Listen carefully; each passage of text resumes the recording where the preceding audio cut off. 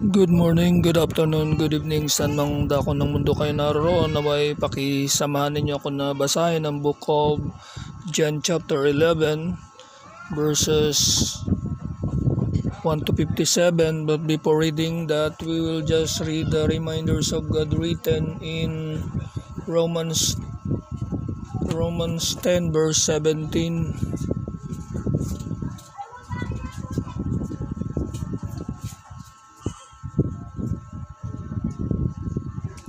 So, good morning po. Thanks be to God. To God be all the glory and praise. Thank you also for reading the Bible with me. Please subscribe, like, share, and comment na rin po. Let's proceed. So then, faith cometh by hearing, and hearing by the word of God. Kaya nga, ang pananampalataya ay nanggagaling sa pakikinig at ang pakikinig ay sa pamamagitan ng salita ni Kristo. And in John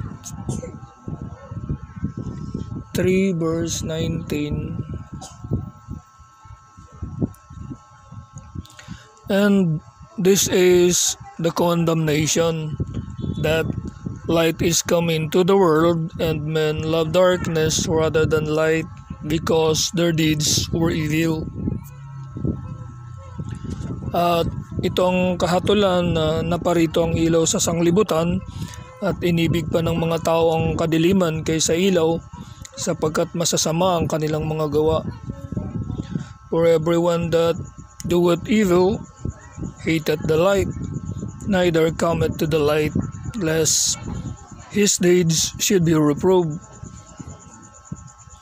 Sapagkat ang bawat isa na gumagawa ng masama ay napupuot sa ilaw at hindi lumalapit sa ilaw upang huwag masaway ang kanyang mga gawa. And in Matthew chapter 5 verse 14, Ye are the light of the world. A city that is set on an hill cannot be hid. Kayo ang ilaw ng sanglibutan. Ang isang bayan na natatayo sa ibabaw ng isang bundok ay hindi may tatago. And in verse 16, let your light so shine before men, that they may see your good works and glorify your Father which is in heaven. Lumiwanag na gayon ang inyong ilaw sa harap ng mga tao, upang makita nila ang inyong mabubuting gawa at kanilang luwalhatiin ang inyong Ama na nasa langit. Let's go back to John chapter 8 verse 12. Then spake Jesus again unto them, saying, I am the light of the world. He that followeth me shall not walk in darkness, but shall have the light of life. Muling ang nagsalita sa kanila si Jesus na sinasabi, Ako ang ilaw ng sanglibutan. Ang sumusunod sa akin ay hindi lalakad sa kadiliman, kundi magkakaroon ng ilaw ng kabuhayan.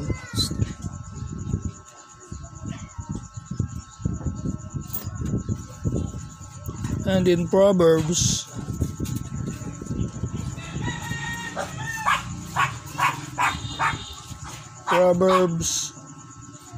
chapter 6 verse 23, for the commandment is a lamp, and the law is light, and reproofs of instruction are the way of life. Sapagkat ang utos ay tanglaw, at ang kautusan ay liwanag, at ang mga saway na turo ay daan ng buhay. And in Psalms 119 verse 105,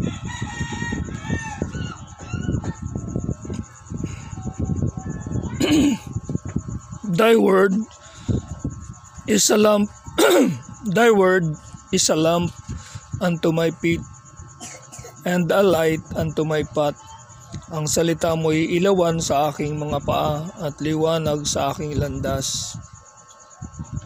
And let's go back to John chapter 6 verse 63. It is the Spirit that quickeneth, the flesh profiteth nothing.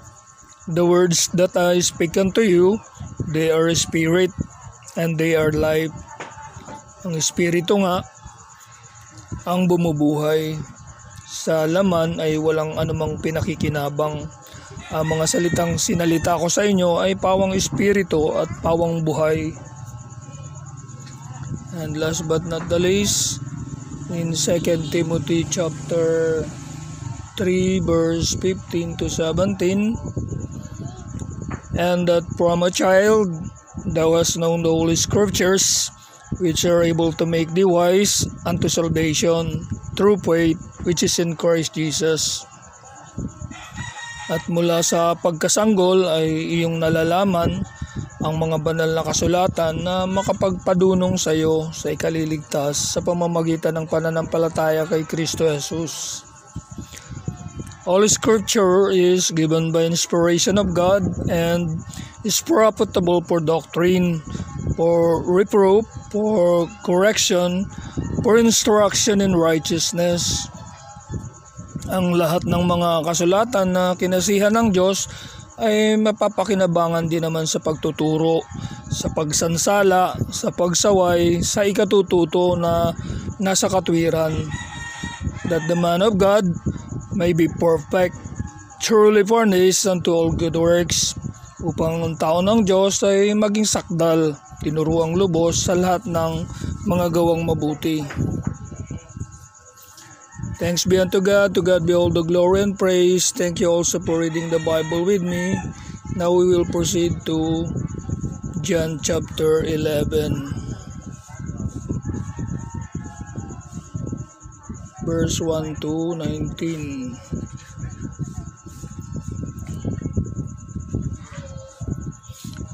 Please subscribe, like, share, and comment na rin po. May God bless you more and good day po. Now, a certain man was sick, named Lazarus of Bethany, the town of Mary and her sister Martha.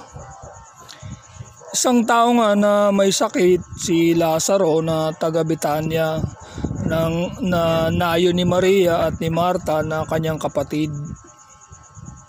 It was that Mary which anointed the Lord with ointment and wiped his feet with her hair, whose brother Lazarus was sick. At ito yung si Maria na nagpahid sa Panginoon ng ungwento at kinuskos ang kanyang mga paa ng kanyang mga buhok, na ang kanyang kapatid na si Lazaro ay may sakit. Therefore, his sisters sent unto him, saying, Lord, behold, he whom thou lovest is sick. Nagpasugo nga sa kaniyang mga kapatid na babae na nagsasabi, Panginoon, narito siya na iyong iniibig ay may sakit. When Jesus heard that, he said, This sickness is not unto death, but for the glory of God, that the Son of God might be glorified thereby. Ngunit pagkarinig ni Jesus nito, ay sinabi niya, ang sakit na ito ay hindi sa ikamamatay, kundi sa ikaluluwalhati ng Diyos, upang ang anak ng Diyos ay luwalhatiin sa pamamagitan niyaon. Now Jesus loved Martha and her sister and Lazarus. Iniibig nga ni Jesus si Martha at ang kanyang kapatid na babae at si Lazaro. When he had heard therefore that he was sick, he abode 2 days still in the same place where he was. Nang mabalitaan nga niya na siya'y may sakit, siya'y tumahang 2 araw ng panahong iyon sa dating kinaroroonan niya. Then after that, said he to his disciples, "Let us go into Judea again." Saka pagkatapos nito ay sinabi niya sa mga alagad, "Tayo nang muli sa Judea." His disciples say unto him, "Master, the Jews oblate so to stone thee, and goest thou thither again?" Sinabi sa kanya ng mga alagad, "Rabi, ngayon pinagsisikapang batuhin ka ng mga Hudyo at muli kang paroroon doon?" Jesus answered, "Are there not 12 hours in the day? If any man walk in the day, he stumbleth not, because he seeth the light of this world." Sumagot si Jesus, "Hindi baga ang araw ay may 12 oras? Kung ang isang tao ay lumalakad samantalang araw ay hindi siya natitisod, sapagkat nakikita niya ang ilaw ng sanglibutang ito. But if a man walk in the night, he stumbleth, because there is no light in him. Ngunit ang isang taong lumalakad samantalang gabi ay natitisod siya, sapagkat walang ilaw sa kanya." These things said he, and after that he said unto them, "Our friend Lazarus sleepeth, but I go, that I may awake him out of sleep."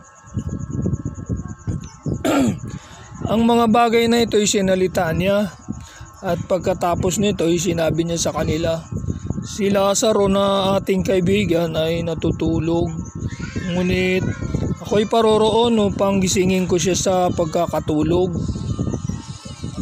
Then said his disciples, "Lord, if he sleep, he shall do well."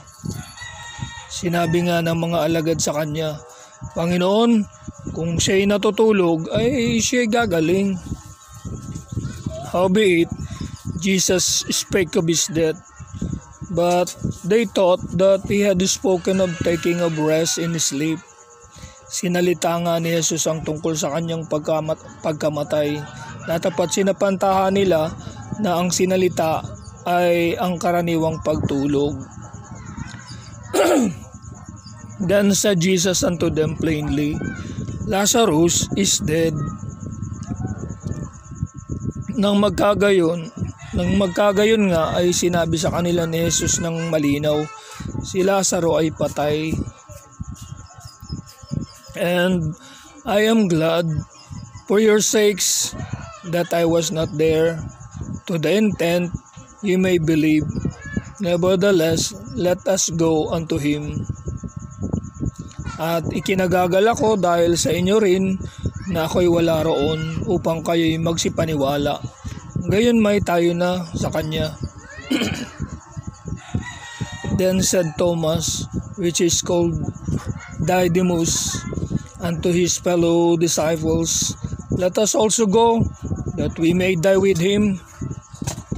Si Tomas nga na tinatawag na Didimo ay nagsabi sa mga kapwa niya alagad, "Tayo'y magsiparoon din naman, upang tayo'y mangmatay na kasama niya."